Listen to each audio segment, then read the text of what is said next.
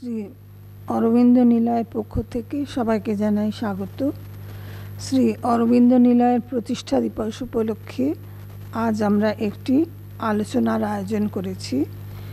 বিভূতিভূষণ সিংহ মহাশয় তার এই বসত বাড়িটি শ্রী মা ও শ্রী অরবিন্দের চরণে উৎসর্গ করার অভিপ্রায় জানান।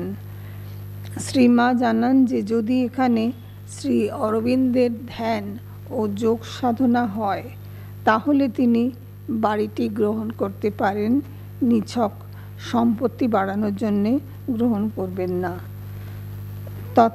তৎকালীন শ্রী অরবিন্দ ভক্তরা শ্রী মায়ের প্রস্তাবে সম্মত হন এবং 1961 সালের 21শে ডিসেম্বর এই প্রাঙ্গণটি শ্রী মায়ের চরণে উৎসর্গীকৃত হয়। শ্রী মা এই স্থানটির নামকরণ করেন শ্রী অরবিন্দ নিলয়। আজ প্রতিষ্ঠা দিবস স্মরণ করে আমরা এখানে উপস্থিত হয়েছি। এই দিনটিকে আমরা প্রতি বছর শ্রী অরবিন্দ নিলয়ের জন্মদিন হিসাবে পালন করে থাকি এবং বক্তৃতার আয়োজন করে থাকি। আজকের বিষয় বিজ্ঞান ও শ্রী অরবিন্দ। আলোচক doctor Abhishek Ghosh, health and wellness consultant. বর্তমানে শ্রী অরবিন্দ ইনস্টিটিউট অফ কালচারের গেস্ট ফ্যাকাল্টি হিসেবে আছেন এবং আমাদের প্রাক্তন ছাত্র। উনি কানাডা থেকে বায়োকেমিস্ট্রি ও ক্যান্সার নিয়ে গবেষণা করে 15 বছর পর দেশে ফিরে এসেছেন। শ্রী মা ও শ্রী অরবিন্দের চরণে প্রণাম জানিয়ে আজকের অনুষ্ঠান শুরু করছি। তার আগে আর একটা কথা বলে দিচ্ছি, শান্তিনিকেতনে শ্রী অরবিন্দ নিলয়ের সৃষ্টি কেন ও কিভাবে হয়েছিল তার সেই সম্বন্ধে একটা লেখা আজকে সম্বিদা দিলেন। এটা আমাদের লাইব্রেরিতে থাকবে, আপনাদের যখন ইচ্ছে পড়তে পারেন। সবাইকে শুভ সন্ধ্যা। আজকে আমরা, আপনারা শুনেছেন, আলোচনা করব বিজ্ঞান ও শ্রী অরবিন্দকে নিয়ে। আজকে আমার খুব নিজেকে গর্বিত মনে হচ্ছে এই বিষয়টি নিয়ে আমি আজকে আলোচনা করব সেই জন্যে। কিন্তু আপনাদের যদি সেই কারণটা বলি, হয়তো বক্তব্য শেষ করার পরে আপনারা বুঝতে পারবেন। আসলে দুটো জিনিস নিয়ে ভাবনার বিষয় আছে। আমরা যখন বিজ্ঞান নিয়ে আলোচনা করি বা সায়েন্স, আমাদের মনের ভেতরে একটি অদ্ভুত এক্সাইটমেন্ট হতে থাকে যে আমরা সায়েন্স নিয়ে কথা বলছি। সায়েন্স মানেই আধুনিক ব্যাপার, মেশিন, টেকনোলজি, খুব ভালো ভালো জিনিস। ইনফ্যাক্ট এই টেবিলে তাকালেও আমরা সায়েন্সের অনেক কিছু দেখতে পারবো। সবাই আগে দেখতে পারবো আমার এই স্মার্টফোনটিকে। তো সায়েন্স আমাদের ঘিরেই আছে, খুব ভালো। বাইরে যখন আমি গবেষণা করছিলাম তখন আমি বারে বারে একটা প্রশ্নর সম্মুখীন হই। বিদেশে ডাক্তাররা কাজ করছে, নানান অসুখ বিসুখের ওপরে তারা গবেষণা করছে, রিসার্চ করছে, ক্যান্সারের ওপরে কাজ করছে।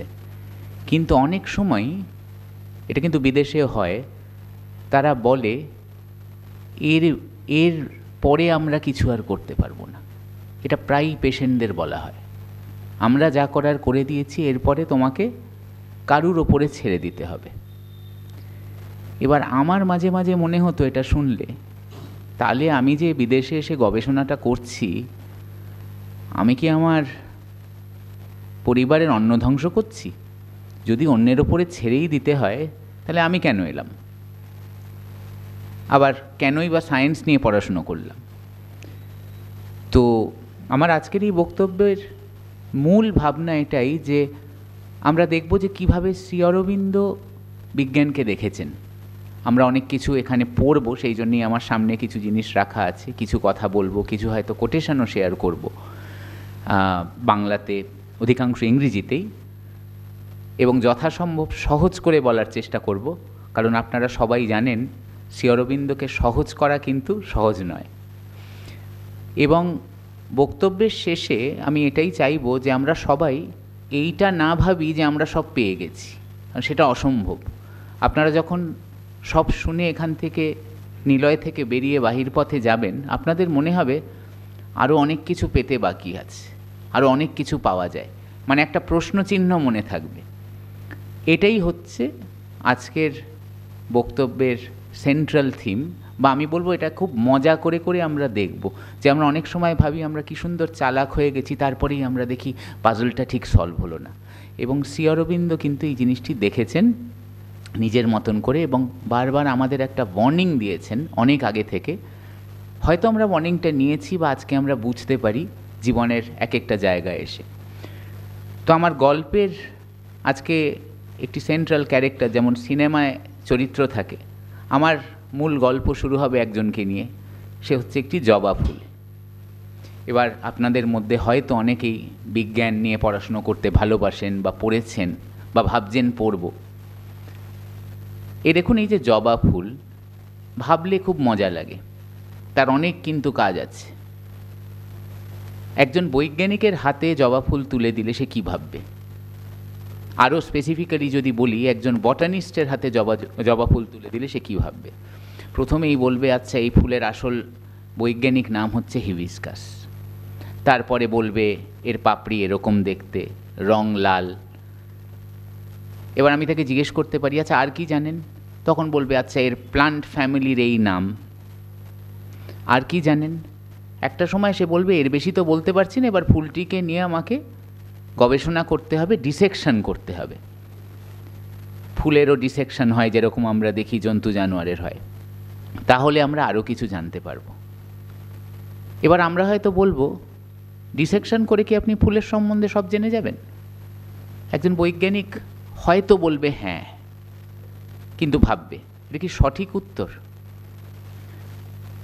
একজন সাধারণ মানুষের কাছে একটি জবা ফুল কিন্তু খুব সুন্দর। আমরা ডিসেকশন করে কি জানতে পারবো ফুলটা কতটা সুন্দর? বা আমার হয়তো খুব সুন্দর মনে হয়, আরেকজনের মনে হয় না।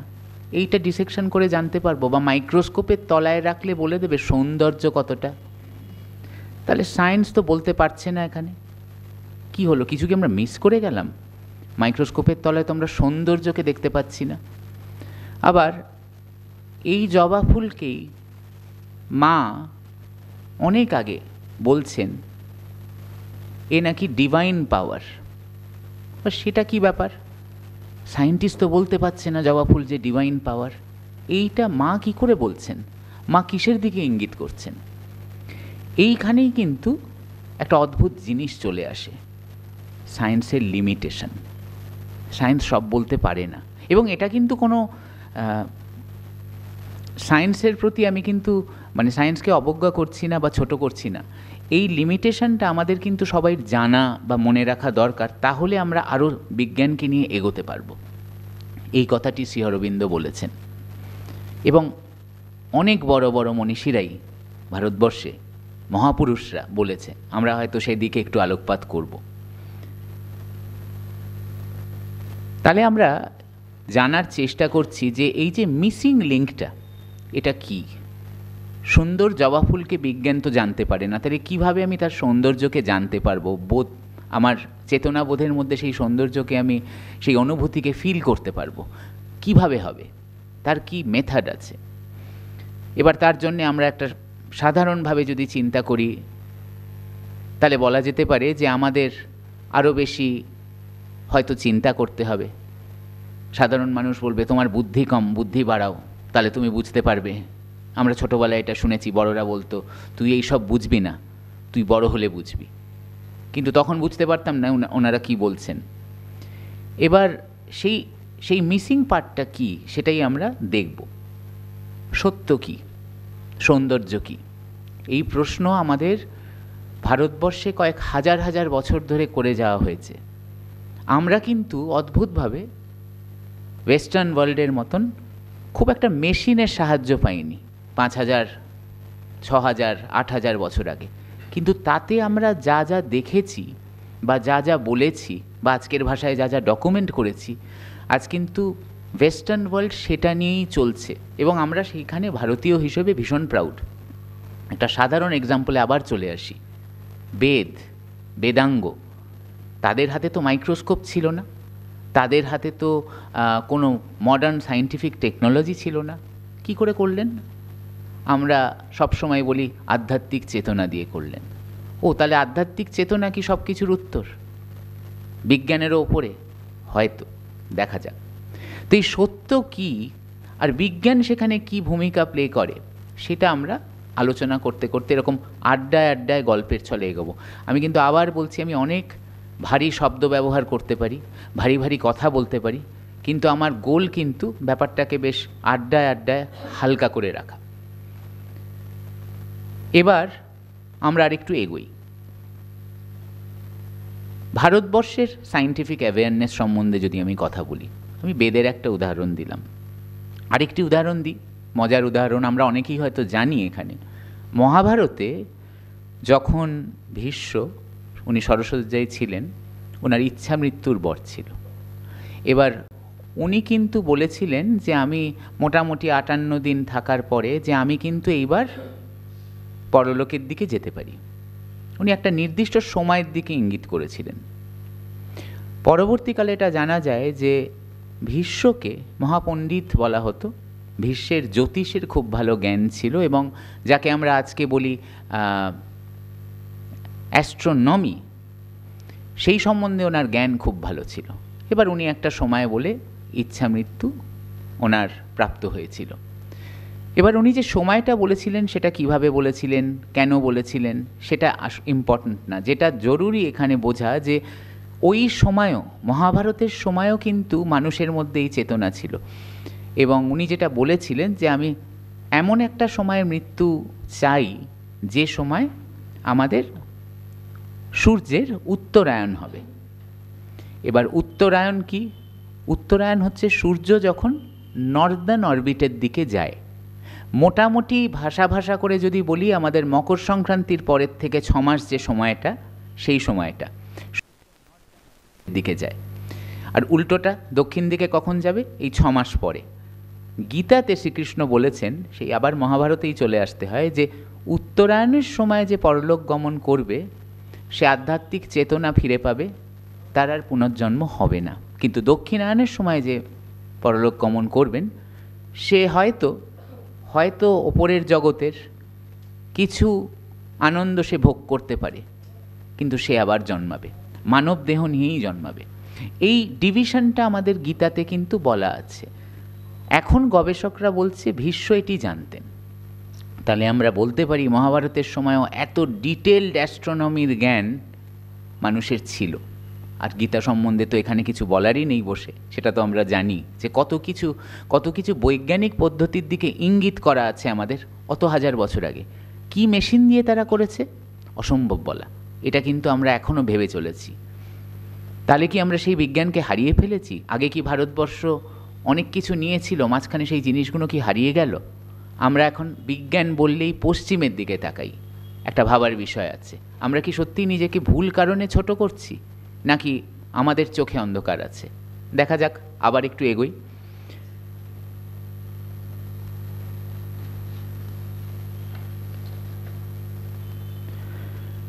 এইখানে বসে, শ্রী অরবিন্দ নিলয়তে বসে যখন আমি বিজ্ঞানের কথা বলছি, শ্রী অরবিন্দের কথা বলছি, একজনের কথা বলতেই হয়। এটা হয়তো আপনারা মনে মনে সবাই ভাবছেন, কেউ হয়তো আমাকে বলছেন না। কবিগুরু রবীন্দ্রনাথ ঠাকুর, তার বৈজ্ঞানিক ভাবনা কী ছিল? আমরা যদি ঠাকুরবাড়ির ইতিহাসের দিকে একটু তাকাই, আমরা কিন্তু তাকে কবি মনে করি ডেফিনেটলি, কিন্তু ঠাকুরবাড়িতে কিন্তু একটি বৈজ্ঞানিক পরিমণ্ডলের মধ্যেই রবিবাবুর বেড়ে ওঠা। ওনাদের বাড়ির দিকে এরকম অনেক বিভিন্ন সদস্যর কাজের দিকে তাকালে আমরা বিভিন্ন বৈজ্ঞানিক বিষয়ে ব্যাপারে জানতে পারি।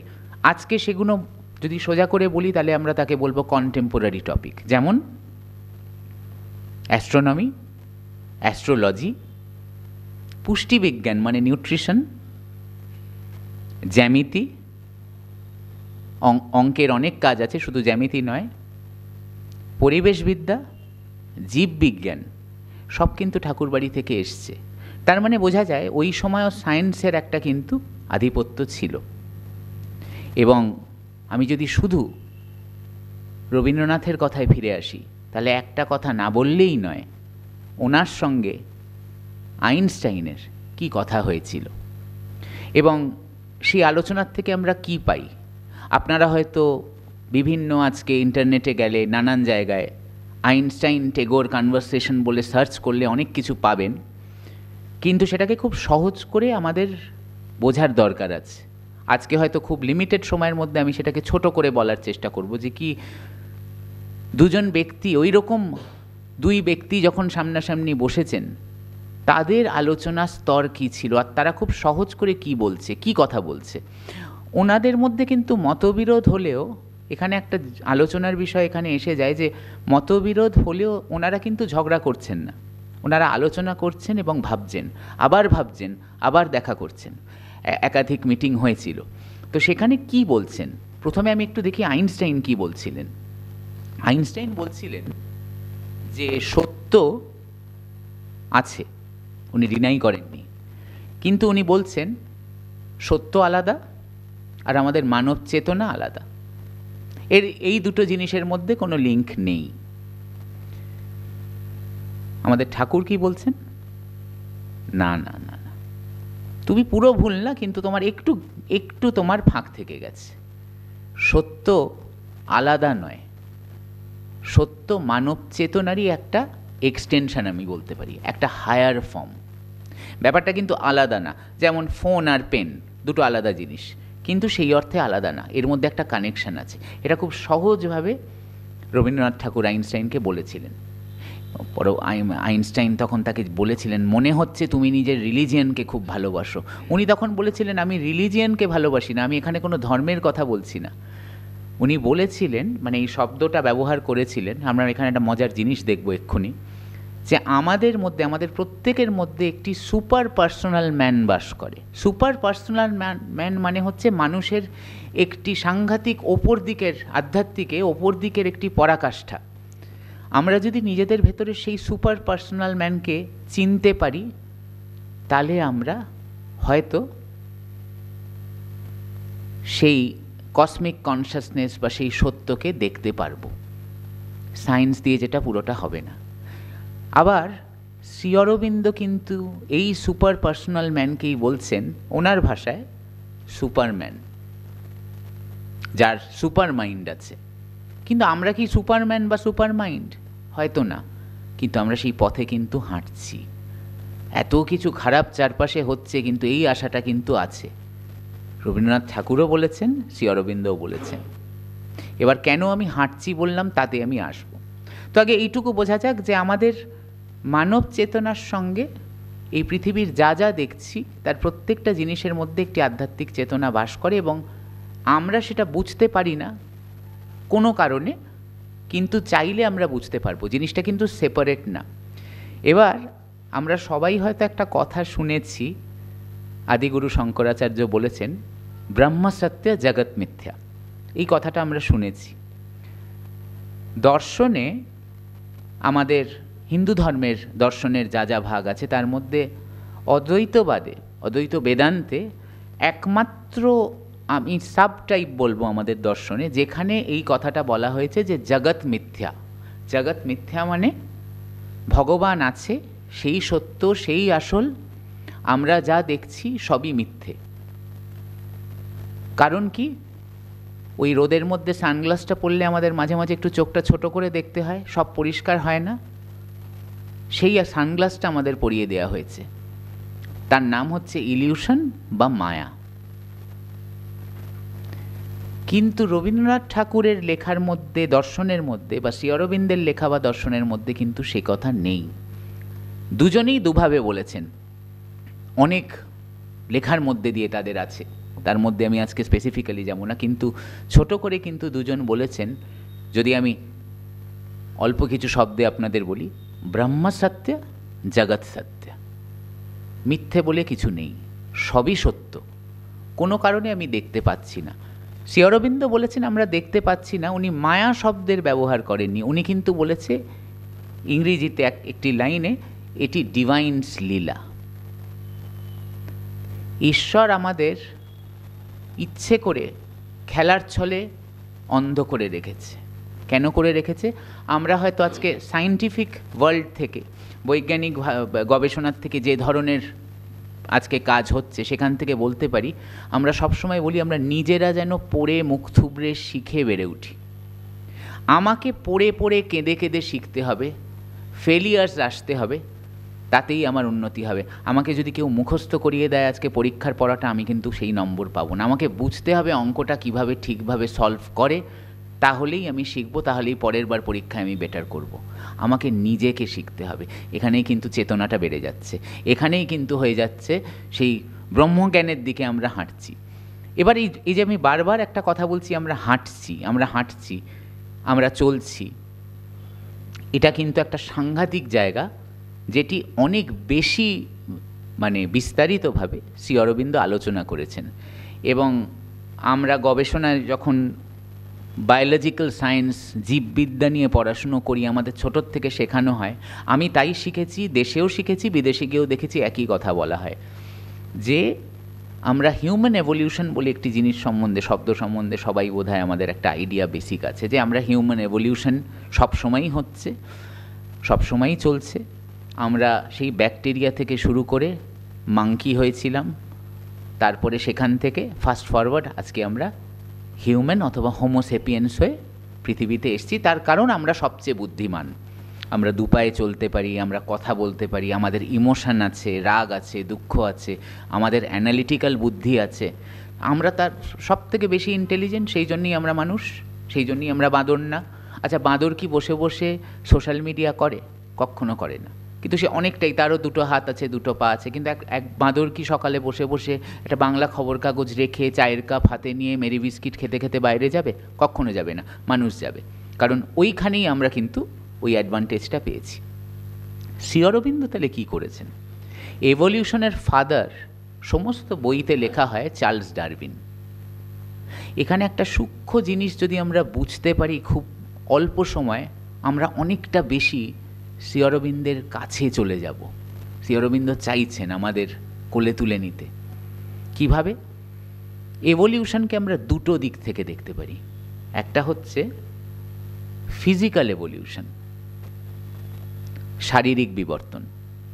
যেমন আমি বললাম, বাঁদর, ব্যাকটেরিয়া থেকে, মাংকি থেকে হোমোসেপিয়েন্স, এটা খুব ক্লিয়ার, বোঝা যায়।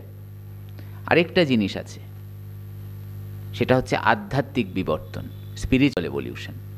এই যে সেকেন্ড পার্টটা না, এটা আমাদের সচরাচর স্কুলে কলেজে পড়ানো হয় না। এবং এই জিনিসটি কিন্তু চার্লস ডারউইন আবিষ্কার করেনি, এই জিনিসটি আবিষ্কার করেছে শ্রী অরবিন্দ। আজকে একটা তার উদাহরণ দিই। ধরুন আমরা এখানে আজকে যোগ সাধনা সম্বন্ধে আমাদের একটা আইডিয়া আছে, আমরা হয়তো করিও। কেউ যদি আজকে আমায় জিজ্ঞেস করে, আচ্ছা তুমি যে এত যোগ সাধনা করো, তোমার কি হয়? কেউ হয়তো বলল, এটা করে আমি খুব ভালো আছি, আমার নিঃশ্বাস প্রশ্বাস খুব সুন্দর চলছে, আমার ওজন কমেছে। একটি উদাহরণ দিচ্ছি। এবার ওজন তো আপনারা মাপতে পারবেন, ওয়েইং স্কেলে তাকে দাঁড় করিয়ে দিয়ে। আমরা সবাই জানি ব্লাড প্রেশার কমেছে, সেই জন্যই যোগা করা ভালো, ডাক্তার বলেছে। এগুলো কিন্তু আমরা মাপতে পারি। এই হচ্ছে ফিজিক্যাল এভলিউশন। কিন্তু এবার যদি আমি কাউকে বলি, তুমি তো 10 বছর ধরে যোগ সাধনা করছে, তোমার আধ্যাত্মিক চেতনা থেকে কি বুঝলে? সে কিন্তু দুবার ভাববে। যখন তুমি যোগ করতে না, তখনও সূর্য উঠতো, তুমি ছাদে গিয়ে সূর্য দেখতে। আজকে 16 বছর ধরে তুমি যোগ সাধনা করে যাচ্ছ, ছাদে গিয়ে সূর্যটা দেখো, কি বুঝলে, কি বদলালো? এই জিনিসটার প্রতি প্রত্যেকটা আমাদের আধ্যাত্মিক চেতনা বিভিন্ন পরিস্থিতিতে এ থেকে জেড অবধি সুন্দর করে ডকুমেন্ট করা শ্রী অরবিন্দ করে গেছেন। ছোট করে সেই বইয়ের নামই কিন্তু আজকে রেকর্ডস অফ দ্য যোগা। আপনারা যদি পড়েন দেখবেন, প্রতিদিন শ্রী অরবিন্দ জানলার বাইরে তাকিয়ে দেখছে এক একটা দৃশ্য। কারুর ওপর হয়তো একটু মনোমালিন্য হয়েছেন, কেউ এসে কিছু কথা বলেছে, কেউ টেবিলে এসে চাটা রেখে গেছে। প্রত্যেক দিন ওনার সেই জিনিসটা দেখার প্রতি কি অনুভূতি উনি লিখে যাচ্ছেন, ঠিক ওই ল্যাব খাতা লেখার মতন করে। এই হচ্ছে শ্রী অরবিন্দের মেন কন্ট্রিবিউশন আমাদের সারা ভারতবর্ষে, সারা পৃথিবীতে আধ্যাত্মিক চেতনাতে কিভাবে এভলিউশন হয়। সেই জন্যেই উনি বলেছেন, আমরা এই যে মানবদেহে আমরা বাস করছি, আমরা ভাবছি আমরা খুব বুদ্ধিমান, আমরা সেই হোমোসেপিয়েন্স, আমরাই কিন্তু শেষ না, এভলিউশন কিন্তু চলছে। সেই জন্যই শ্রী অরবিন্দ একটা কথা বারবার বলেছেন, ম্যান বা human being is a transition. আমরা কিন্তু ট্রানজিশনাল, মানে আমরা কিন্তু কোথাও মধ্যপথে আছি, আমাদের আরও এগোতে হবে। ওই সুপারম্যান হতে হবে বললাম না, আমরা সেই সুপারম্যানের দিকে যাচ্ছি। হয়তো আমাদের পুনর্জন্মকে যদি ইকুয়েশনের মধ্যে ফেলে দিই, তাহলে বারে বারে জন্মাতে জন্মাতে জন্মাতে আমরা সেই সুপারম্যানের দিকে এগোচ্ছি। যেদিন এগোবো, যেদিন পৌঁছবো, সেদিন হয়তো আর পুনর্জন্ম হবে না, মোক্ষ লাভ হবে। এটাই কিন্তু আমাদের বেসিক ভাবচিন্তা। কিন্তু এখানে আমি আরেকবার ফিরে আসি রবীন্দ্রনাথ ঠাকুরের কথায়। এবার ওনার কথা বলার আগে একটা জিনিস টুক করে বলে দেওয়া দরকার, যে তাহলে সেই সায়েন্সের সঙ্গে মানে সায়েন্সের কি লিমিটেশন আছে? এতক্ষণে আমরা বুঝলাম যে সায়েন্সের বেশ কিছু লিমিটেশন আছে। সায়েন্স ব্যাঙ কাটতে পারে, সায়েন্স জবা ফুল কাটতে পারে, কিন্তু সায়েন্স বলতে পারে না কেন এই জবা ফুলটা ওই জবা ফুলের থেকে সুন্দর। এটা মাপার কিন্তু কোনো কিছু নেই। শ্রী অরবিন্দ বারে বারে একটা কথা বলেছেন, ম্যাটার ইম্পর্টেন্ট, যে কোনো পদার্থ ইম্পর্টেন্ট। প্রাণ থাকলে আমরাও ম্যাটার, আমাদের প্রাণ আছে, আর যার প্রাণ নেই টেবিল চেয়ার, প্রত্যেকটা জিনিস ইম্পর্টেন্ট, এবং প্রত্যেকটা জিনিসের মধ্যে কিন্তু একটি এনার্জি বাস করে। উনি এনার্জি শব্দটা ব্যবহার করেননি, উনি যে শব্দটা ব্যবহার করেছেন সেটা হচ্ছে কনশাসনেস। এবার আমরা অনেক সময় এই কনশাসনেস পার্টটাকে দেখতে পারি না। তো একটা নির্দিষ্ট জিনিস আমরা দেখতে পারি যে কোনো পদার্থের মধ্যে, এবং তার থেকে বলি এই পদার্থটা এরকম, এই টেবিলটা খুব সুন্দর, ওপরটা এরকম রেক্ট্যাঙ্গেল, তার 4টে পা আছে, ওপরে একটা নীল কাপড় আছে, তো এইটা টেবিল, কিন্তু এর একটা কনশাসনেস আছে, এটা আমরা দেখতে পারি না। তাহলে এবার প্রশ্ন হলো, সেই দেখতে না পাওয়া জিনিসটা কি প্রত্যেকটা জিনিসের মধ্যে? সেই জিনিসটা কি আমরা তাতে আসবো। কিন্তু শ্রী অরবিন্দ বলেছেন, আমরা যদি নিজের আধ্যাত্মিক চেতনার পরাকাষ্ঠায় চলে যাই, ইভলভ করতে করতে, আমরা সেটা দেখতে পাবো। তখন আর কোনো দ্বন্দ্ব থাকবে না, কোনো প্রশ্ন থাকবে না। সেই রবীন্দ্রনাথ ঠাকুরের কথা, আধ্যাত্মিক চেতনার সঙ্গে আমাদের রিয়েল ফিজিক্যাল এক্সিস্টেন্স কিন্তু কানেক্টেড। আমি দেখতে পাচ্ছি না, কারণ আমার চোখে সেই মায়ার সানগ্লাসটা পরিয়ে দেওয়া আছে, ওটা খুলে যাবে এবং হয়ে যাবে ব্রহ্ম সত্য, জগৎ সত্য, জগৎ মিথ্যা থাকবে না। শ্রী অরবিন্দ বলছেন, ম্যাটারের যে পার্টটা আমরা দেখতে পাই সেটা ডেফিনেটলি মেটেরিয়াল আমরা বলি, ম্যাটার বলি, আর যে অংশটা আমরা দেখতে পাই না সেই জিনিসটির আজকের আধুনিক বৈজ্ঞানিকরা একটি নাম দিয়েছে। আমি সেই নামটা এখানে বলছি, আপনাদের পরবর্তীকালে যদি ওটা নিয়ে আরও পড়াশুনো করতে ইচ্ছে করে আপনারা দেখতে পারবেন। কোয়ান্টাম কনশাসনেস, এই শব্দটা এসে গেছে। এই দেখুন, কোয়ান্টাম এসে গেছে, ব্যাপারটা কিন্তু জটিল হয়ে গেল। আমরা আইনস্টাইনের কথা বলছিলাম। যে জিনিস কোয়ান্টাম, সেই জিনিসকে আমরা দেখতে পারি না, সেই জিনিসকে আমরা সহজে মাপতে পারি না। এবং যদি এই জিনিসটাকে আমরা কনসিডার করিনি ধ্রুব সত্য, পৃথিবীতে এই কোয়ান্টাম কনশাসনেস আছে আর মেটেরিয়াল কনশাসনেসও আছে, এই দুটি জিনিসের যে জায়গায় মিলন হবে সেখানেই কিন্তু আমাদের আর চিন্তা করতে হবে না, আমরা সত্যকে বুঝতে পারবো। আর সেই সত্যটা কি? সেই সত্যটা হচ্ছে যাকে আমরা বলছি ব্রাহ্মণ, বা যাকে বলছি সচিদানন্দ, বা যাকে বলছি এক্সিস্টেন্স, কনশাসনেস, ব্লিস। এইটা হওয়ার জন্য এই দুটোকেই মিশতে হবে। আমি এইটুকু আপনাদের কথা দেব যে আজকে আমার বক্তব্য শেষের দিকে বা শেষ করার পরে এটার কিছুটা আইডিয়া, কিছুটা উদাহরণ আপনাদের আমি দিয়ে যেতে চাই। কারণ এটা আমার যত পড়ি আমার যে এত মজা লাগে, যত পড়ি তত জানি, আরও জানতে ইচ্ছে করে, আবার সেই ধাঁধার মধ্যে হারিয়ে যাই। কারণ আমরা তো সুপারম্যান কেউ হইনি, তো এটা একটা খুব মজার বিষয়। তো কোয়ান্টামটা দেখতে পারি না। এবার এই ম্যাটার যে পার্টটা আমরা দেখতে পারি, মাপতে পারি, এই পার্টটা নিয়েই আমাদের কিন্তু আমরা ভাবি যে আমরা বিজ্ঞান জেনে ফেলেছি, আমাদের বৈজ্ঞানিক চেতনা খুব ভালো, আমি সায়েন্স পড়েছি, কাল হয়তো আমার পরের প্রজন্মকেও সায়েন্স পড়াবো। আমরা অনেক কিছুকে ইগনোর করি। আমরা যত আনন্দ সায়েন্সকে নিয়ে পাই, আর্টসকে নিয়ে কিন্তু পাই না। এটা কিন্তু কোথাও আমরা দেখি, একটা সায়েন্টিফিক ব্যাপার হলেই আমরা টেকনোলজি করে লাফালাফি করি, আর্টসে করি না। কিন্তু এই দুটো কিন্তু সেপারেট না। আজকে কিন্তু পৃথিবী সেই দিকে যাচ্ছে। সেই জন্যে অনেক সময় দেখবেন একজন ডাক্তার খুব ভালো ছবি আঁকে, সে তার পাস টাইমে কিন্তু ছবি আঁকতে চায়, গান গাইতে চায়। আবার একজন কবি, সে হয়তো বসে বসে সোলার সিস্টেম নিয়ে পড়াশুনো করছে, তার ছাদে একটি টেলিস্কোপ লাগিয়ে রেখেছে। সে তো কবি, তার আবার টেলিস্কোপ লাগিয়ে এত ইন্টারেস্ট কেন? জিনিসটা তো আলাদা না? এই সবটাই তো আমাদের নিয়ে চলতে হবে। বারে বারে। আর এই যে আমি বারবার বলছি না, সবটা নিয়ে চলতে হবে, সবটা নিয়ে চলতে হবে, ব্যাপারটা সেপারেট না, ব্যাপারটা অখণ্ড। এই কথাটা আবার শ্রী অরবিন্দ মনে করিয়ে দিচ্ছেন। সেজন্য বারে বারে শ্রী অরবিন্দকে নিয়ে আলোচনা করতে গেলে একটা শব্দ উঠেই আসে, ইন্টিগ্রাল। ইন্টিগ্রাল যোগা, অখণ্ড যোগ, সব নিয়ে চলো, যা দেখতে পাচ্ছ তাও ঈশ্বর, যা দেখতে পাচ্ছ না তাও ঈশ্বর। রবীন্দ্রনাথ একই কথা বলেছেন, আইনস্টাইনকে উনি এটাই বলেছিলেন। আইনস্টাইন খুব একটা সহমত যে হয়েছিলেন তা না, কিন্তু উনি চিন্তা করেছিলেন যে ব্যাপারটা নিয়ে একটু ভেবে দেখলে হয়। এবার আমরা যদি রবীন্দ্রনাথকে নিয়ে আর একটু চিন্তা করি, রবীন্দ্রনাথের সায়েন্টিফিক কিছু উদাহরণ দিই। উনি এটা খুব সুন্দর কথা বলেছেন, এগুলো আমি সেই আইনস্টাইন টেগোর কনভারসেশন থেকেই নিয়েছি।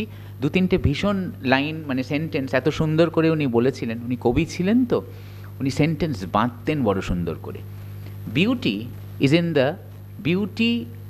In the ideal of perfect harmony. Rabindranath বলছেন আইনস্টাইনকে, সত্যকে, সৌন্দর্যকে বুঝতে পারলেই হারমোনি দরকার। হারমোনি কি? যা দেখতে পাচ্ছি, যা দেখতে পাচ্ছি না, কোয়ান্টাম আর মেটেরিয়াল। আইনস্টাইন বলেছিলেন আমি এটা নিয়ে চিন্তা করব, তুমি যা বলছো আমার মনে হতো ব্যাপারটা একটু আলাদা, দুটোই আছে কিন্তু আলাদা। কিন্তু রবীন্দ্রনাথ বলছেন না, সত্য আলাদা না। তোমার সত্যের বোধ হবে যখন তোমার মনে চেতনা বৃদ্ধি পাবে। কিভাবে পাবে তার অনেক রকম পথ আছে, কিন্তু রবীন্দ্রনাথ মোদ্দা কথা বলে দিচ্ছেন যে অর্ডিনারি ম্যান থেকে সুপার পার্সোনাল ম্যানকে চেনার চেষ্টা করো। ওই আমরা একা ঘরে বসে যখন মাথায় পেন্সিলটা লাগিয়ে চিন্তা করি কবিতার লাইনটা কী হবে, বা কালকে আমার বক্তৃতা আছে বা গানটা গাইব, ঠিক যেন শটটা লাগে, নোটেশনটা যেন ঠিক হয়, এই চিন্তাগুলো যখন একা ঘরে করি, মাঝে মাঝে দেখবেন ওই নিজের সঙ্গে নিজের সুপার পার্সোনাল ম্যানের একটা আলাপ পরিচয় হচ্ছে। সে কিন্তু বাজারের মধ্যে দুম করে আসে না, আপনি একা ঘরে যখন বসে পড়াশুনো করেন তার সঙ্গে একটু দেখা সাক্ষাৎ হয়।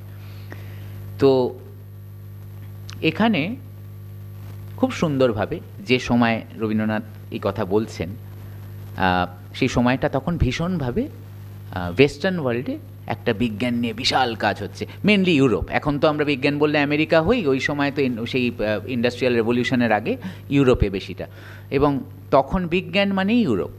এবং ওই সময় লোকে দৌড়চ্ছে, পদার্থবিজ্ঞান, রসায়ন, কেমিস্ট্রি পার্টিকুলারলি ভীষণভাবে ইভলভ করছে। এবার এখানে কিন্তু একটা কথা বলে দেওয়া ভীষণ দরকারি, যে শ্রী অরবিন্দ এবং রবীন্দ্রনাথ ঠাকুর দুজন কিন্তু কেউ পেশাগতভাবে মেন স্ট্রিম সায়েন্টিস্ট ছিলেন না, কিন্তু ওনারা ওই জিনিসটাকে ওরকম, ওটা আর্টস, এটা সায়েন্স, ওটা কোয়ান্টাম, এটা মেটেরিয়াল, এভাবে দেখতেন। ওনারা সব কিছুর সঙ্গে সব কিছুকে রিলেট করতেন, এটাই ওনাদের স্পেশালিটি। এবং এটাই হয়তো ওনারা আমাদের মেসেজ দিয়ে গেছেন আজকের ভারতবর্ষে, যে এটা যদি আমরা করি ভারতবর্ষে অনেক দুঃখ কষ্ট আরও কমে যাবে। তো এইখানে রবীন্দ্রনাথ ঠাকুর কি বলছেন, উনি তুলনা করছেন, একটা খুব মজার একটা তুলনা। এবং দেখুন, এই যে বলে না মহাপুরুষরা যখন একটা কথা বলে, দেখবেন 50 বছর, 60 বছর, 100 বছর পরে হঠাৎ আমরা আবার সেই কাজটাকে রিপিট করে বলি আমরা করেছি, আমরা পেয়েছি, হিগস বোসন পেয়েছি, কিছু বছর আগে আমরা শুনছিলাম গড পার্টিকেল, এইসব তো ওনারা বলে গেছেন। তা আমি নতুন কি পেলাম? রবীন্দ্রনাথ ঠাকুর ইলেকট্রন, ওয়েস্টার্ন ওয়ার্ল্ড যখন ফর্মালি ইলেকট্রন আবিষ্কারও করেনি, মানে ইলেকট্রনের কি আছে না আছে তখন আমরা জানি না, ইলেকট্রন দিয়ে যে কোনো বস্তু ইলেকট্রন দিয়ে, প্রোটন দিয়ে তৈরি হয়। সোজা ভাষায় আমরা সায়েন্সে কী শিখি, ইলেকট্রনের একটা চার্জ আছে নেগেটিভ, আর প্রোটনের একটা চার্জ আছে পজিটিভ। তো এই পজিটিভ আর নেগেটিভ যখন মিলিত হয় একটি ম্যাটারের সৃষ্টি হয়। এবার এখানে পজিটিভ নেগেটিভ আপনি ভাবতে পারেন, বা ভাবতে পারেন অপোজিট পোলস, বা ভাবতে পারেন পুরুষ ও প্রকৃতি, বা ভাবতে পারেন শিব ও শক্তি। সব ভাবনাই কিন্তু আপনার ঠিক, আপনি যেভাবে ইচ্ছে ভাবুন সেটা আপনার ওপর, আমাদের কিন্তু অনেক চয়েস আছে, তো সব ভাবনাই ঠিক। এবার রবীন্দ্রনাথ ঠাকুর ভীষণ সুন্দরভাবে ব্যাখ্যা করছেন যে আমাদের এই ব্রহ্মাণ্ডের সৃষ্টি কিভাবে হয়েছে। অনেকভাবে উনি বলেছেন এই কথা, অজস্র লেখা দিয়ে। এবং উনি খুব মজারভাবে এই ইলেকট্রনের তুলনা করছেন মহাদেবের সঙ্গে, মহাদেবের উগ্র রূপের সঙ্গে, যাকে আমরা বলি নটরাজ। হ্যাঁ, নৃত্যেরও তালে তালে এই গানটা আমরা শুনেছি, আমরা অনেকে জানি, আমরা হয়তো পাঠ করেছি। এই গানটা নিয়ে যখন উনি লিখেছিলেন, ওনার মাথায় এই জিনিসটা ঘুরে বেড়াচ্ছিল। উনি এই গানের ব্যাখ্যায় অনেক কথা বলেওছেন, এবং এখানে যে নৃত্যকার, নৃত্য শঙ্করের, নটরাজের সেই তাণ্ডবকে উনি তুলনা করছেন ইলেকট্রন কিভাবে আমাদের ম্যাটারের মধ্যে থাকে আর কিভাবে নেচে বেড়ায়, যার জন্যে টেবিলটা টেবিল মনে হয়, চেয়ারটা চেয়ার মনে হয়। উনি বলছেন এই পৃথিবীর সৃষ্টি হয়েছে সেই ইলেকট্রন থেকে, সেই কসমিক ডান্স অফ ইলেকট্রনের থেকে, যেটা ফিজিসিস্টরা এই ভাষায় বলে। উনি খুব সুন্দরভাবে বলছেন শঙ্করের তাণ্ডব থেকে, শিবের থেকে শুরু হয়েছে। এখানে কিন্তু আমরা খুব দূরে যদি ভাবি, আমরা কিন্তু সেই বিগ ব্যাং থিওরি দেখতে পাচ্ছি। একটা আলোর গোলা ছিল যার টেম্পারেচার খুব বেশি ছিল, আমরা ছোটোবেলার থেকে পড়ি, সেটি টুকরো টুকরো হয়ে যায়, বিখণ্ডিত হয়ে যায়, এবং তারপরে যুগান্তর পরে সেই এক একটি টুকরোর টেম্পারেচার কমে কমে কমে কমে তার একটা টুকরো হয়তো আজ মার্স হয়েছে, মঙ্গল গ্রহ, একটা টুকরো আমাদের পৃথিবী হয়েছে। সেই বিগ ব্যাংটা হলো কী করে? এইখানে সেই ইলেকট্রনকেই এবার কখনো আমি আপনাদের একটা মজার হোমওয়ার্ক দিলাম, আমি আজকে সময়ের জন্য পুরোটাই যাব না, আপনারা বাড়িতে গিয়ে এই কবিতাটি, গানটি আপনারা গেয়ে দেখতে পারেন বা কবিতাটি পড়ে দেখতে পারেন, এবং যতবার আপনারা নটরাজ বলে পড়বেন মনে মনে ভাববেন ম্যাটারের মধ্যে সেই ইলেকট্রন। এটা ভাবতে ভাবতে কথাগুলো শুনবেন। উনি বলছেন যে এই নটরাজকে উনি কী বলছেন, যে সকল বন্ধন, সব কিছু ঘুচিয়ে দিতে বলছেন। বলছে সুপ্তি ভাঙাও, চিত্তে জাগাও, মুক্ত সুরের ছন্দ হয়ে। সেই ইলেকট্রনকে বলছে যে আমি তো আছি তোমার জন্যই, পৃথিবী ক্রিয়েট হয়েছে আগে, তার অনেক পরে মানুষ এসছে, আমি তো তোমার জন্যই আছি। উনি বলছেন নৃত্যে তোমার মুক্তির রূপ, নৃত্যে তোমার মায়া, সেই ইলেকট্রনকে। আবার বলছে বিশ্বতনুতে অনুতে অনুতে কাঁপে নৃত্যের ছায়া। এই দেখুন অনু এসে গেল। আর একটু এগিয়ে গেলে উনি একটা জায়গায় বলছে নৃত্যের বশে সুন্দর হলো বিদ্রোহী পরমাণু।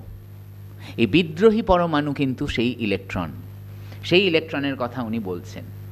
এবং যেরম যেরম আমরা এই কবিতায় এগোবো, আমরা অদ্ভুতভাবে দেখতে পারি যে রবীন্দ্রনাথ ঠাকুর অ্যাটমিক থিওরি এরম সুন্দর করে বুঝিয়ে দিয়েছেন। একটি সায়েন্স পড়া মানুষকে এটা খুব সুন্দর করে আমরা বলতে পারি যে হ্যাঁ, এও আমাদের দেশে ছিল। এবার মজা লাগছে না?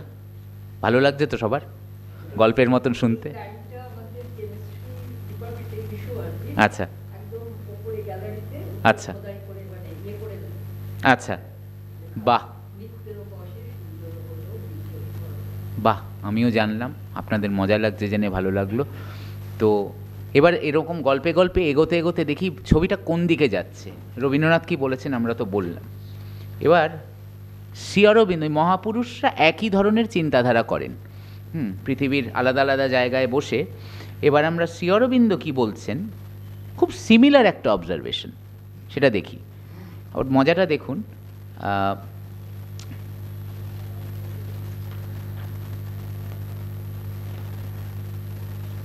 রবীন্দ্রনাথ ঠাকুর এই গানটি সম্ভবত লিখেছিলেন 1927 নৃত্যেরও তালে তালে এই কবিতাটি লেখেন। তারপরে কিছু কথা যোগ হয়েছে, কিছু নোটেশনে পরিবর্তন হয়েছে, আমি সেই টেকনিক্যালিটিতে যাচ্ছি না। ওনার এই ভাবনা চিন্তা কিন্তু এসেছে 1927। আর তার ঠিক রাফলি 10 বছর পরে শ্রী অরবিন্দ 1938 একটি কবিতা লেখেন। কবিতার নামটা আপনারা কোনোদিন ভুলবেন না, সনেট, ইলেকট্রন। আমি কয়েকটি লাইন ইলেকট্রনের আপনাদের পড়ে শোনাচ্ছি, তাহলে আপনারা বুঝতে পারবেন যে মহাপুরুষেরা একই ধারার, একই চিন্তাধারার হয়। এটি ইংরেজি একটি সনেট, শুনুন মন দিয়ে। আমি খুব আস্তে আস্তে পড়ব, 2টি প্যারাগ্রাফ, তার থেকে বড় সনেটটি, কিন্তু আমি খুব রেলেভেন্ট কয়েকটা জায়গা আজকে পড়ছি। The electron on which forms and worlds are built leaped into being a particle of God. উনি ইলেকট্রনকে পার্টিকল অফ গড বলছেন, যার ভিত্তিতেই পৃথিবী তৈরি হয়েছে, সৃষ্টি হয়েছে। A spark from the eternal energy split, সেই big bang energy split. It is the infinite's blind minute abode. সেই ইনফাইনাইট কসমিক কনসাসনেস, সেই সচিদানন্দ এই মাইনিউট জিনিসের মধ্যে বাস করছে। ছবির মতন ভাবতে পারেন, ওই ছোট্ট ছোট্ট ইলেকট্রন যা আমরা খালি চোখে দেখতে পাই না, তার মধ্যে কিন্তু বসে আছে সেই ইনফাইনাইট জিনিসটি। সেই ইনফাইনাইট জিনিসটি কি? In that small flaming chariot Shiva rides, রথে করে শিব প্রত্যেকটা ইলেকট্রনের মধ্যে বিরাজমান, সে ঘুরে বেড়াচ্ছে, ইত্যাদি ইত্যাদি। শিবকে কল্পনা করছেন শ্রী অরবিন্দ ইলেকট্রনের মধ্যে, সনেটটির নামই ইলেকট্রন। তো আবার চিন্তাধারার মিলে গেল, দুয়ে দুয়ে চার হয়ে গেল, ঘটনাটা বলে দিলাম। এবার আমরা একটু নেক্সট সেগমেন্টে যাই। তার মানে সায়েন্সের সঙ্গে ডেফিনেটলি আমাদের ওই কোয়ান্টাম আইডিয়াটাকে আনতে হচ্ছে, কোয়ান্টাম কনসাসনেস, তাহলেই আমরা সবটি নিয়ে চলতে পারবো, আমাদের পূর্ণ চেতনা হবে। এই যে নটরাজের কথাটি বললাম, কিছু বছর আগে আমাদের ভারত সরকারের থেকে জেনিভাতে খুব বড় একটি ইনস্টিটিউট আছে, CERN, CERN, European Organization for Nuclear Research, Geneva, সুইজারল্যান্ডে। সেখানে এই অ্যাটমিক রিসার্চ, নিউক্লিয়ার রিসার্চ এইসব ভীষণভাবেই হয়, খুব মানে আধুনিক মানের রিসার্চ হয়। সেইখানে 2004 সালে ভারত সরকারের থেকে একটি নটরাজ গিফট করা হয়েছিল।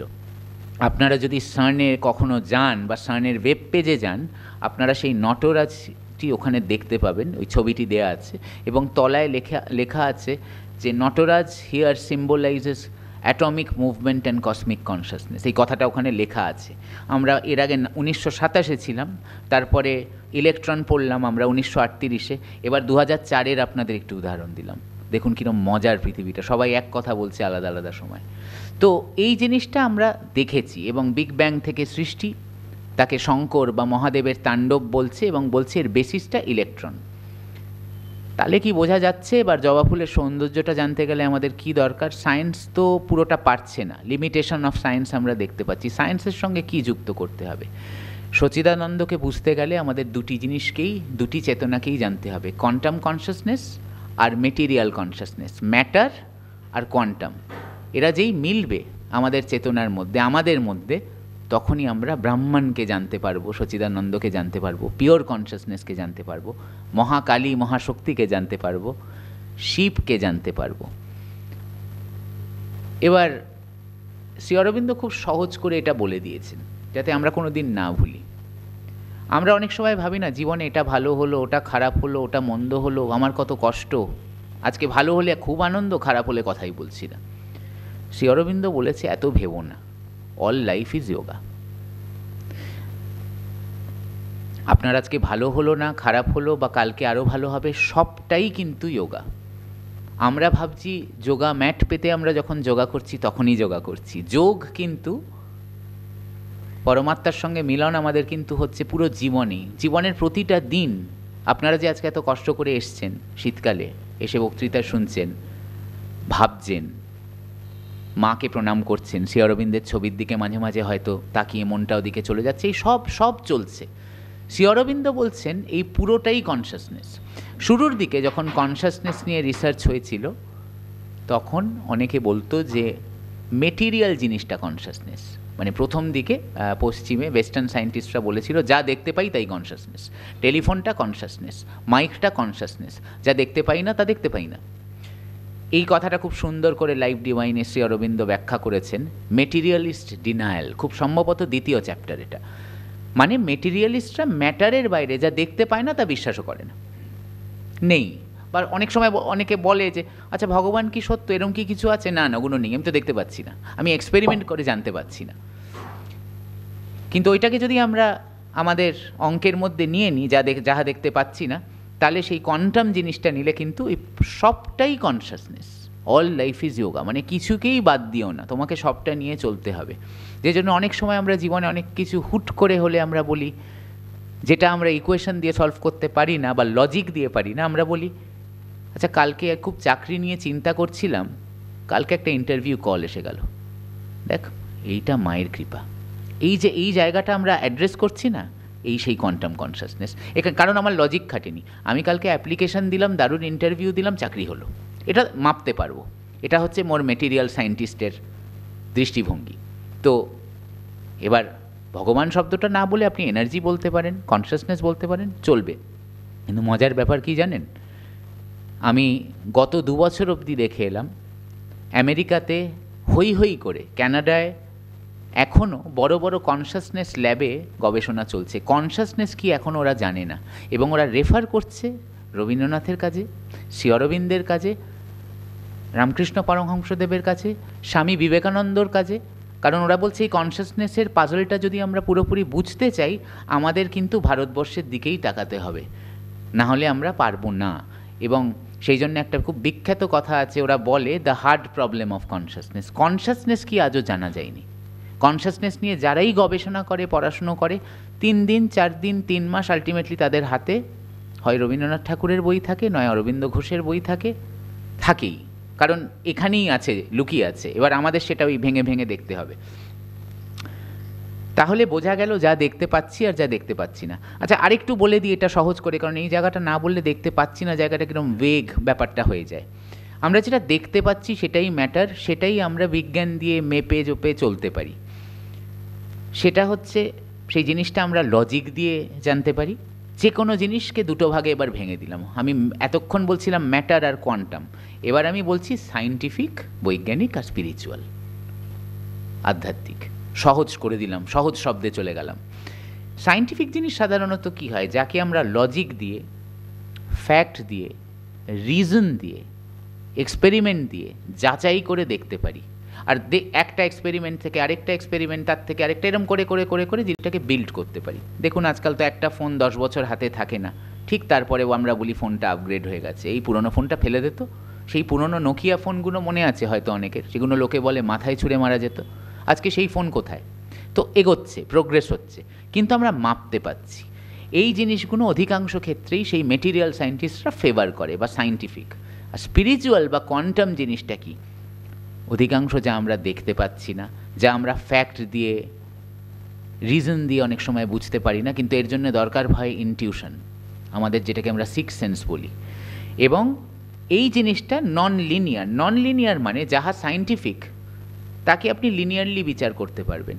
ধরুন আপনাকে বললাম আপনার 10 মিনিটে আপনি এখান থেকে শ্রী অরবিন্দ নিলয়ের গেট অবধি হাঁটবেন, তাহলে 20 মিনিটে কতটা হাঁটবেন এক্ষুনি বলে দেবেন সবাই, কারণ আপনি মাপতে পারছেন।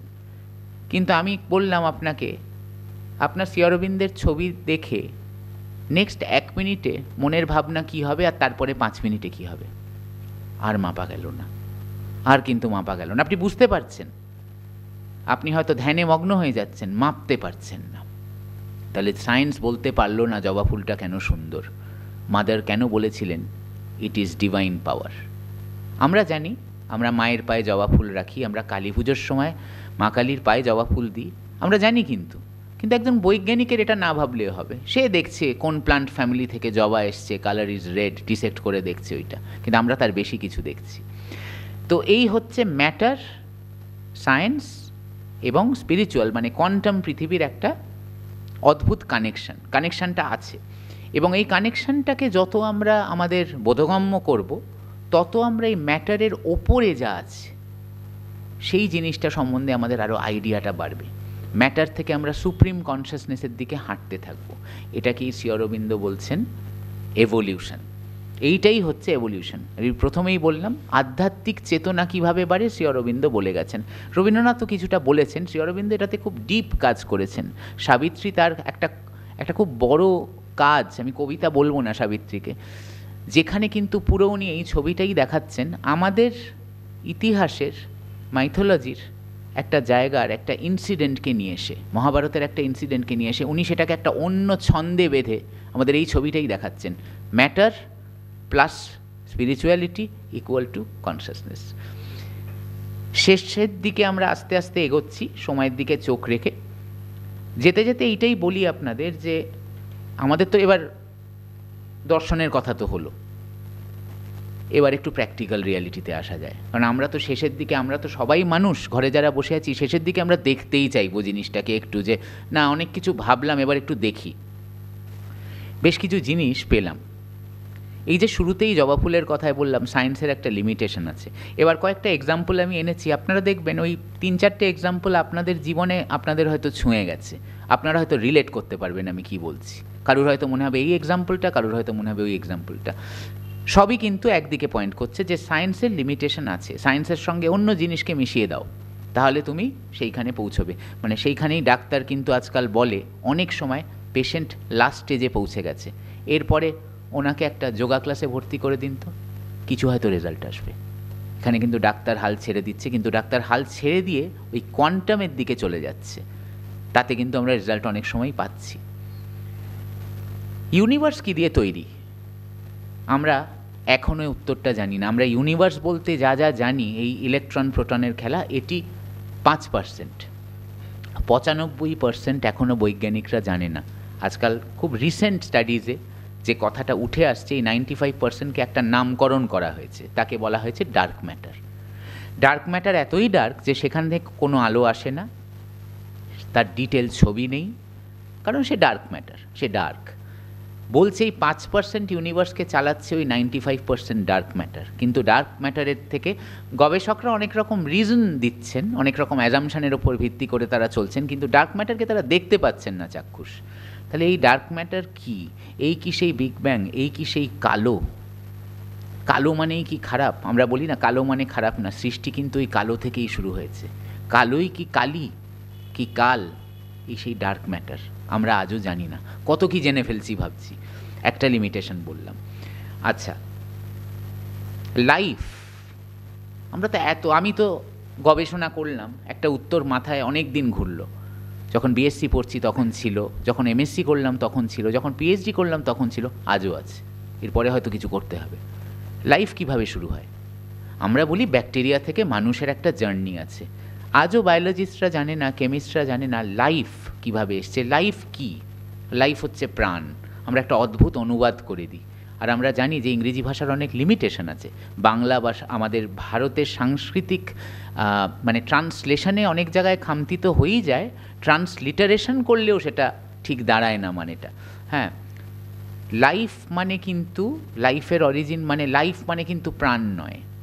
তো এই লাইফ এলো কোথার থেকে? এই টেবিলের কি লাইফ আছে? কিন্তু আমার লাইফ আছে। সায়েন্টিস্টরা আজও ভেবে পাচ্ছে না কোন পয়েন্টে ইউনিভার্সের লাইফ ঢুকেছিল। কিছু আমাদের ব্যাখ্যা আছে অবশ্যই। কনসাসনেস কি? আপনাদের আগেই বললাম, শ্রী অরবিন্দ বলেছে পুরো জীবনই কনসাসনেস, কিন্তু সায়েন্টিস্টরা খেটে চলেছে কনসাসনেস কাকে বলে। প্রচুর পৃথিবীর বিখ্যাত নিউরো সায়েন্টিস্টরা এখন এর ওপরে কাজ করছে, তারাও শ্রী অরবিন্দ পড়ছে, মজা লাগে ভাবতে না? শেষের দিকে একটা কথা বলবো, যেটা ছোট করে আমি টাচ করেছি, একটা লাস্ট এক্সাম্পল। আমাদের মেডিকেল সায়েন্সের পৃথিবীতে, যেহেতু আমরা বিজ্ঞান নিয়েই কথা বলছি, একটা ব্যাপার হয় যাকে ডাক্তাররা এদেশে ওদেশে বলে, ক্যান্সার ফিল্ডেই বেশি, স্পন্টেনিয়াস রেমিশন। স্পন্টেনিয়াস রেমিশন কি জানেন? একজন পেশেন্টের একটি সাংঘাতিক টিউমার হয়েছে পেটের কাছে, এখানে জাস্ট স্টামাক ক্যান্সার এক্সাম্পলটা নিচ্ছি। এবার সে যা যা পরীক্ষা করে একজন ক্যান্সার পেশেন্ট সব কিছুর মধ্যে দিয়ে গেছে, কেমোথেরাপি, রেডিওথেরাপি, ইমিউনোথেরাপি করে তার টিউমারের সাইজটা একটু হলেও ছোট হয়েছে। কিছু বছর পরে সেটা আবার রিল্যাপস করেছে, এবার হয়তো পেটে না, এবার হয়তো অন্য কোনো জায়গায় করেছে, সেটা আরও ভয়ঙ্কর।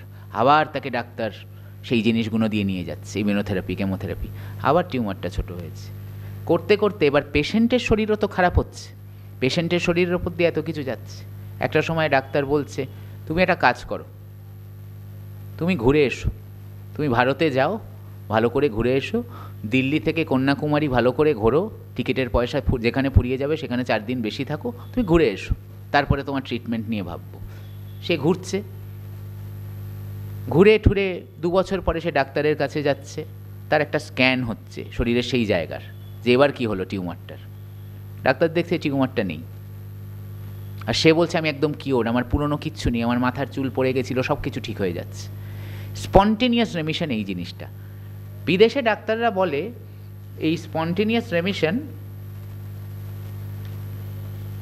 1 জন বা 2 জনের হয় 1 লক্ষ লোকের মধ্যে। ওরা আজও জানে না এটা কেন হয়, কেন সে ঠিক হয়ে গেল, কি হলো।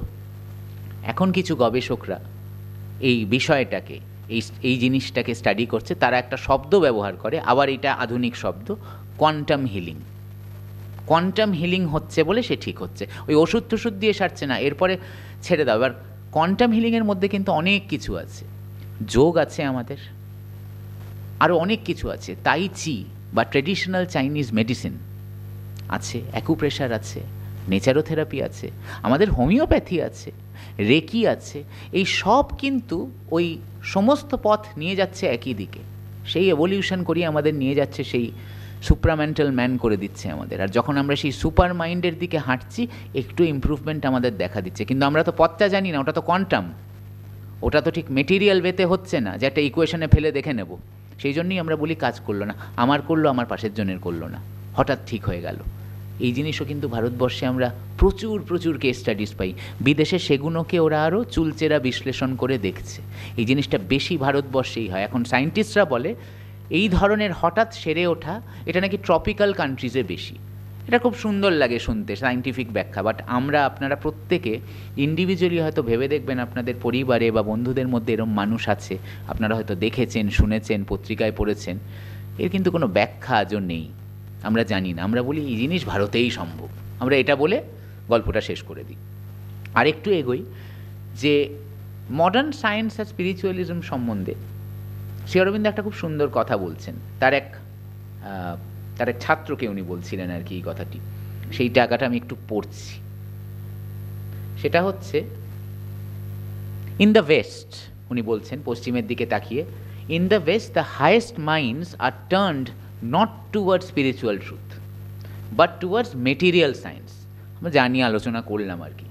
The scope of science is very narrow, it touches only the most exterior part of the physical plane. এই কথাটি রবীন্দ্রনাথ ঠাকুরও ওনার একটি বইতে লিখেছিলেন, রিলিজিয়ন অফ ম্যানে। উনি বলেছিলেন তোমার সায়েন্স ততক্ষণ পুরো না হবে যতক্ষণ তুমি প্রত্যেকটি জিনিসকে ডিভিনাইজ না করে দিচ্ছ। You have to divinise every matter, মানে সেই কোয়ান্টাম কনসাসনেস আর ম্যাটারকে মিলিয়ে দিতে হবে। সে কীভাবে তুমি করবে তুমি জানো। শ্রী অরবিন্দও সেটা বলছে যে শুধু সায়েন্স সায়েন্স করে কিন্তু লাফালে চলবে না। এবার এইখানে উনি ওনার, শ্রী অরবিন্দের প্রচুর লেখা আছে এই জিনিসের ওপরে, ইলেকট্রন আমি বললাম, এবং ওনার একটা খুব সুন্দরভাবে, মানে খুব খুব সুন্দর করে উনি একটা ব্যাখ্যা করছেন ওনার মনোভাবটা সায়েন্সের প্রতি। আবার বলছি এটা কিন্তু নেগেটিভ না। অনেকে ওয়েস্টে মনে করে শ্রী অরবিন্দ অ্যান্টি সায়েন্স মেন্টালিটির লোক ছিলেন। আমরা জানি সেটা সত্য না। উনি বলতেন সায়েন্সকেও নাও, কোয়ান্টামকেও নাও, all life is yoga. Discovery of science একটা সিরিজে ওনার একটি কবিতা আছে, আমি জাস্ট 4টে লাইন পড়ছি আবার সময়ের দিকে তাকিয়ে। কীরমভাবে সায়েন্সকে ব্যাখ্যা করছেন দেখুন। Our science is an abstract, cold and brief. সায়েন্সের মধ্যে প্রাণ বলে কিছু নেই, সৌন্দর্য নেই। That cuts in formulas the living whole. যা পাচ্ছি ফর্মুলায় ফেলে দিচ্ছি, আমরা সায়েন্টিস্টরা তো তাই করি। It has a brain and head but not the soul. ব্রেনও আছে, হেডও আছে, কিন্তু সোল নেই, আত্মা নেই। সায়েন্স খুব dry. It sees all things in outward curved relief. যা দেখে বাইরে থেকে দেখে আর ভাবে সব দেখছি, বিজ্ঞানের ব্যাখ্যা। উনি এরপর একটা প্রশ্ন রাখছেন এই কবিতাতে, বলছেন but how without its depths can the world be known. এর বিয়ন্ড সায়েন্সে যদি আমরা না যাই তাহলে আমরা পৃথিবীকে চিনব কী করে? মানে সায়েন্স জেনেও উনি বলছেন এর ডেপথে যেতে হয়, মানে সেই সায়েন্স থেকে কোয়ান্টাম মানুষকে সেই দিকে হাঁটতে হবে। আজকে সহজ ভাষায় অনেক মানুষ বলে তোমার চেতনা বোধকে বাড়াও। ইংরেজিতে আমরা বলি, আমরা আরও আধুনিক যুগে এসে গেছি, একটা কথা আজকাল খুব শুনি, একটা ইংলিশ ওয়ার্ড, অ্যাওয়ারনেস বেশি। এই যে অ্যাওয়ারনেস, এই হচ্ছে আমাদের সেই চেতনাবোধ, যে অ্যাওয়ারনেসটা বাড়াও। একটা জায়গায় যদি নোংরা পড়ে থাকে বা তুমি খেয়ে হাতটা মুছে সেই জিনিসটা গিয়ে নোংরা প্লেটটা ডাস্টবিনের মধ্যে ফেলে দেওয়া, এটা অ্যাওয়ারনেস। এবার আমি এখানে ফেলে দিয়ে চলে গেলে কে দেখলো? কিন্তু তার মানে আমার মধ্যে ঠিক দিকে অ্যাওয়ারনেস হচ্ছে না, আমি ইভলভ করছি না। লোকে বলছে এই লোকটা বাজে লোক, এখানে খেয়ে এখানে নোংরা করে চলে গেছে। এরকম লিমিটেশন অফ সায়েন্স বললাম। ম্যাটার আর কোয়ান্টামের মিলন হলে কি ম্যাজিক হতে পারে বললাম, যার সৃষ্টিকর্তা বহু মানুষ। আজকে আমরা আলোচনা করলাম মেনলি শ্রী অরবিন্দের কয়েকটি উদাহরণকে নিয়ে, খুব ছোট করে রবীন্দ্রনাথ ঠাকুরের কিছু কথা বললাম, আইনস্টাইনের গবেষণার উদাহরণ দিলাম। এবার এর আরও প্র্যাকটিক্যাল দিকে আমরা যদি তাকাই, আরও প্র্যাকটিক্যাল এক্সাম্পলের দিকে যদি তাকাই, তাহলে আমরা দেখব আজকে কিন্তু শ্রী অরবিন্দ যে স্বপ্নটি দেখেছিলেন সেই স্বপ্নকে ভিত্তি করে কিছু কাজ কিন্তু আমাদের সারা পৃথিবীতেই হয়ে চলেছে। আমরা হয়তো কেউ কেউ কিছু কিছু জিনিস জানি বা জানি না, কিন্তু হচ্ছে। আজকে আমরা সবাই জানি অরোভিল। 28শে ফেব্রুয়ারি, যার জন্মদিন 1968-এ। অরোভিলের একটি বিখ্যাত চার্টার আছে, যারা অরোভিল আপনারা গেছেন বা যাবেন দেখবেন অরোভিলে ঢোকার মুখেই ওই অরোভিল চার্টারটা খুব বড় করে দেয়া থাকে। এখন তো অরোভিলের ওয়েবসাইটে গেলেও আপনারা দেখতে পাবেন। ওই চার্টারের মধ্যে কিন্তু একটা খুব ইম্পর্ট্যান্ট পয়েন্ট আছে, খুব সম্ভবত পয়েন্ট নাম্বার 4, সেটা বারবার বলছে আমাদের এইখানে মানে অরোভিলে মেটেরিয়াল আর স্পিরিচুয়াল ইউনিফিকেশন যেন হতে থাকে, এই দুটো বিষয়তেই যেন গবেষণা হয়। খালি সায়েন্স করলে হবে না, আমাদের কোয়ান্টাম ব্যাপারটা নিয়েও কাজ করতে হবে, অদৃশ্য শক্তির ওপরেও গবেষণা যেন চলে। এটা অরোভিলে চার্টার নাম্বার 4-এ দেয়া আছে। অরোভিলে কী ধরনের কাজ হচ্ছে? ওয়াটার ম্যানেজমেন্ট নিয়ে কাজ হচ্ছে, অ্যাফরেস্টেশন নিয়ে কাজ হচ্ছে, অনেক রিনিউয়েবল এনার্জি নিয়ে কাজ হচ্ছে, অনেক জমি যা নষ্ট হয়ে গেছিলো, যেখানে বহু সায়েন্টিস্ট এসে 60s-এ বলেছে এখানে আর কিছু হবে না, আজকে সেখানে খুব ভালো সুন্দর অর্গ্যানিক ফার্মিং হচ্ছে। তো এই কাজ কিন্তু সব সময় করছে এবং আমরা হয়তো তাদের নামও জানি না। অরোভিল একটা এক্সাম্পল হিসেবে আমি দিলাম, যেখানে শ্রী অরবিন্দের এই স্বপ্নকে বাস্তবে নিয়ে আসা হয়েছে। আরেকটি জায়গা না বললেই নয়, সেটি হচ্ছে অরোভিলের পরে আমাদের আসে মাথায় গোলকোন্ড। গোলকোন্ড কিন্তু অরোভিলেরও আগে। এখানে হয়তো যারা একটু পড়াশুনো করছে, হয়তো কম বয়সী, তাদের আরও ইন্টারেস্ট হবে এটা জানতে। গোলকোন্ড কিন্তু আমাদের ভারতবর্ষের ফার্স্ট মডার্নিস্ট বিল্ডিং। আমরা অনেকে এটা জানি না, বিখ্যাত তার আর্কিটেকচারের জন্যে। সেখানে আশ্রমের মানুষরা অনেক সময় গোলকোন্ডে গিয়ে থাকে। এটি তৈরি হয়েছিল 1945-এ এবং এখানে আমরা দেখতে পাই যে আশ্রমের মানুষরা গিয়ে থাকে, ধ্যান করে। বাট এটি কিন্তু একটি সাধারণ ডরমিটরি বলে দিলে না, এটা ঠিক তা না। এটা গেস্ট হাউস, হোটেল, ডর্ম নয়, এটা তার থেকে বেশি কিছু।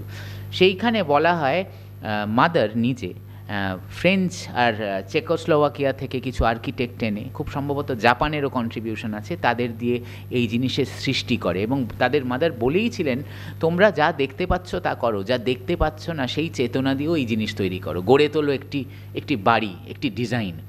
সাংঘাতিক তার ডিজাইন, মানে আমি এখানে যদি পাওয়ার পয়েন্টে ছবি আজকে দেখাতাম আপনারা দেখতেন। সেখানে পুরনো জাহাজের ব্রাসের পার্টস দিয়ে সেই সব জিনিস গলিয়ে দরজার হ্যান্ডেল, নাট, বোল্ট তৈরি করা হয়েছে। কোনো কিছু নতুন কেনা হয়নি। সেখানে স্টিল রড, পুরনো ফ্যাক্টরির ইন্ডাস্ট্রিয়াল রেভলিউশনের সময় স্টিল রড বেঁকিয়ে সেটাকে রিকাস্ট করে আমাদের সাইডে যে আমরা একটা গলি বা হলওয়ে দিয়ে হেঁটে যাচ্ছি, দুদিকের যে মেটালের যে সাইডের যে পাত, তার সৃষ্টি করা হয়েছে।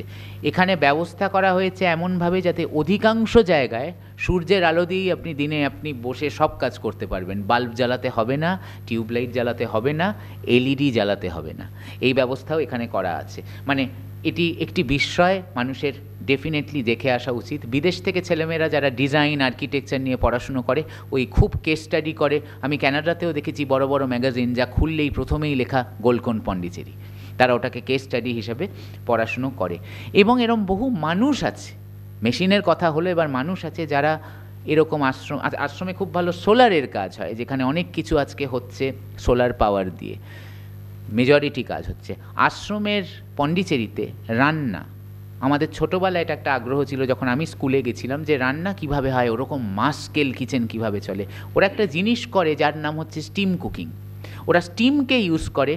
এবার ইঞ্জিনিয়াররা এই নিয়ে অনেক কাজ করে, এর পুরো আলাদা ডিজাইন আছে, এর পুরো আলাদা মেকানিজম আছে। ইঞ্জিনিয়াররা এটা সম্বন্ধে আরও বেশি ব্যাখ্যা করতে পারবে। আমাদের এটা জানাই দরকার যে স্টিমকে ব্যবহার করে ওরা কিন্তু নানান রকম রান্না তৈরি করে, লার্জ স্কেলে তৈরি হয়, তাতে এনার্জি বাঁচে, তাতে পয়সা বাঁচে, কিন্তু অনেক মানুষের জন্য সেখানে খাবার তৈরি হতে পারছে। এই স্টিম কুকিংও অনেক আগে আশ্রমে এসছে।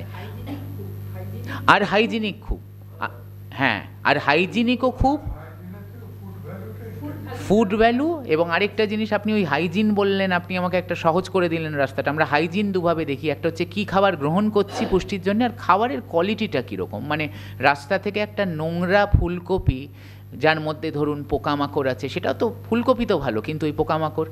এই স্টিমে কোনো রান্না কুক করলে আমরা জানি সেটা ওই বয়লিং টেম্পারেচারের ওপরে চলে যায় খুব অল্প সময়ের জন্য, সেখানে অধিকাংশ ব্যাকটেরিয়া আর কিছু ভাইরাস শেষ হয়ে যায়।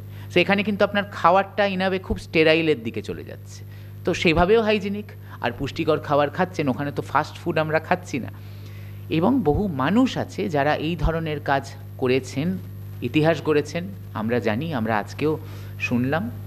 শ্রী অরবিন্দ নিলয়তেও, এই শ্রী অরবিন্দ নিলয়ের পেছনেও বহু মানুষ আছে যাদের হয়তো মা শ্রী অরবিন্দ তাদের ওই পথটার দিকে টেনে নেয়, সেই ডিউটিটা দিয়ে দেয় তাদের ঘাড়ে, যাতে তারা সেই কাজ করতে পারে। আমি এখানে একজনের নাম না বললেই নয়, সেটি হচ্ছে তিনি হচ্ছেন মাদার, যাকে বলতেন মাদার্স ইনস্ট্রুমেন্ট মা বলতেন। উনি হচ্ছেন আমাদের প্রদ্যুৎবাবু, প্রদ্যুৎ ভট্টাচার্য। উনি কিন্তু ইঞ্জিনিয়ার ছিলেন, উনি ডেভেলপমেন্টাল কনসালটেন্সি অনেক প্রজেক্ট করেছেন, ডিভিসিতে অনেক কাজ করেছেন, মেনলি ডিভিসিতে অনেক সংস্থা, দামোদর ভ্যালি কর্পোরেশনে অনেক কাজ করেছেন। উনি কিন্তু আশ্রমে অনেক ইঞ্জিনিয়ারিং, এই যে সোলার প্যানেল ট্যানেল বললাম, স্টিম কুকিং, এর শুরুর দিকের দিনে অনেক কন্ট্রিবিউশন করেছে। হ্যাঁ হ্যাঁ হ্যাঁ, পবিত্র, ঠিক। অনেক ইঞ্জিনিয়ার এসছে, অনেক ডাক্তার এসছে, এখন অনেক ডাক্তার কাজ করছে। তো প্রদ্যুৎবাবু 1968-এ, আমরা ড্যাডি বলি আমাদের স্কুলে, তো 1968-এ উনি কিন্তু চলে আসেন কলকাতায়, এবং 75-এ উনি শ্রী অরবিন্দ ইনস্টিটিউট অফ কালচারের চেয়ারম্যান হন। তো ওনাকে মাদার দায়িত্ব দিয়েছিলেন, উনি পন্ডিচেরিতেও কাজ করেছেন। আজকে শ্রী অরবিন্দ ইনস্টিটিউট অফ কালচারের স্থাপনার পেছনে ওনার অনেক কন্ট্রিবিউশন আছে, যার কিছু আমরা জানি, অনেকটাই জানি না, অলিখিত। ওনার এক্সাম্পলটা দেওয়ার আমার একটা মেন কারণ এটাই যে উনি একা না, মানে এটা ভাবার কোনো কারণ নেই যে উনিই একমাত্র আছেন। আমাদের আশ্রমে এরকম অজস্র মানুষ আছে, তারা কিন্তু ট্রুয়েস্ট এক্সাম্পল অফ শ্রী অরবিন্দের অখণ্ড যোগ বা ইন্টিগ্রাল যোগা। তারা হয়তো দেখেছেন কসমিক কনসাসনেসের চেহারাটা। তো আজকে আমার এই বক্তব্যের শেষে এসে আমি হয়তো এইটা বলেই কনক্লুড করব যে আমরা এটাই বুঝলাম যে হয়তো কিছু কিছু জিনিস আমরা বুঝতে পারলে আমরা জবা ফুল বটানিতে কীভাবে ইম্পর্টেন্ট সেটিও জানতে পারবো, জবা ফুলকে কেটে দেখতেও পারবো, তার ডিসেকশন করতে পারবো।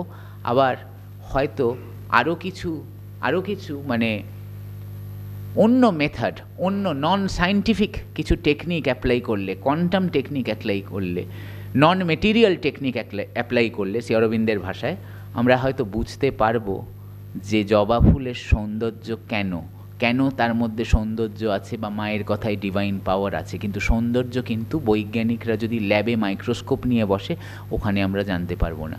শুধু জবা ফুল না, আমাদের প্রত্যেকটি মানুষের মধ্যে, আপনাদের প্রত্যেকের মধ্যে, প্রতিটা কোণায়, নিলয়তে, শান্তিনিকেতনে ওই সৌন্দর্যটা লুকিয়ে আছে। যেদিন হয়তো আমাদের মানুষের সেই চোখটা তৈরি হবে, সেই ব্রহ্মসত্য জগৎ সত্য হয়ে যাবে, আমরা হয়তো দেখবেন মানে ধর্ম নির্বিশেষে, মানুষ নির্বিশেষে, রং নির্বিশেষে আমরা কিন্তু কোথাও একটা ইউনিভার্সালি সবাই একসাথে হাত ধরে দাঁড়িয়ে পড়বো, আর ঠিককে ঠিক বলবো, ভুলকে ভুল বলবো। আমরা কিন্তু এরকম উদাহরণ পশ্চিমবঙ্গে, ভারতবর্ষে বহু দেখেছি, যেখানে মানুষ কিন্তু একটা কোনো অন্যায় দেখলে একসাথে হাত ধরে দাঁড়িয়ে পড়ে। আমরা কিন্তু দেখেছি, এবছরও দেখেছি। তো আমাদের মধ্যে সেটা আছে, কিন্তু ওটা কন্টিনিউয়াসলি আমাদের করে যেতে হবে, প্র্যাকটিসের মতন। এটা বলেই আমি আজকে আমার বক্তব্য শেষ করব, এবং আপনাদের হয়তো ছোট করে দেখাতে পারলাম, ভীষণ ছোট করে, মানে যাকে গ্রেন অফ স্যান্ড বলে, যে শ্রী অরবিন্দের বিজ্ঞান ভাবনা কী ধরনের ছিল। এবং রবীন্দ্রনাথ ঠাকুরও সেই পথেই ভেবেছেন আলাদা সময়, এবং বারে বারে বলেছেন যে মেটেরিয়ালিস্টিক হয়ে যেও না। এই শব্দটা আমরা চিনি, মেটেরিয়ালিস্টিক বেশি হয়ে যেও না, নিজের মধ্যে প্রাণ চেতনা বৃদ্ধি করো, তাহলেই তুমি পৃথিবীটার বুঝতে পারবে, পৃথিবীর সত্যকে জানতে পারবে, ঈশ্বরকে জানতে পারবে। এই বলে আমি আজকে আমার বক্তব্য শেষ করব। নমস্কার।